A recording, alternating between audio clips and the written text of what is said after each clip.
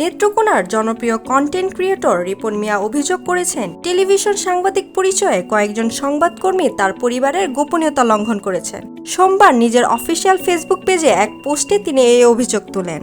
রিপনের দাবি, সকালে কোনো পূর্বানুমতি ছাড়াই কয়েকজন সাংবাদিক তার বাড়িতে প্রবেশ করে ঘরে নারী সদস্য উপস্থিত থাকা অবস্থায় ভিডিও ধারণ ও অপ্রাসঙ্গিক প্রশ্ন করতে থাকেন। তিনি লেখেন, আমি রিপন মিয়া 2016 সাল থেকে দর্শকের ভালোবাসা এখানে পৌঁছেছি। এত বছর কাউকে কোনো কষ্ট দেয়নি, কিন্তু কিছু সাংবাদিক আমার পরিবারের অনুমতি ছাড়াই ভিডিও করেছেন, যা আমাদের মানসিকভাবে আঘাত করেছে। তিনি আরও জানান, জনপ্রিয়তা বাড়ার পর থেকে নানা হুমকি ও অনাকাঙ্ক্ষিত ঘটনার মুখোমুখি হচ্ছেন। লিখেছেন, পেজ হ্যাকের চেষ্টা থেকে ইন্টারভিউ না দিলে প্রাণনাশের হুমকি পর্যন্ত পেয়েছি।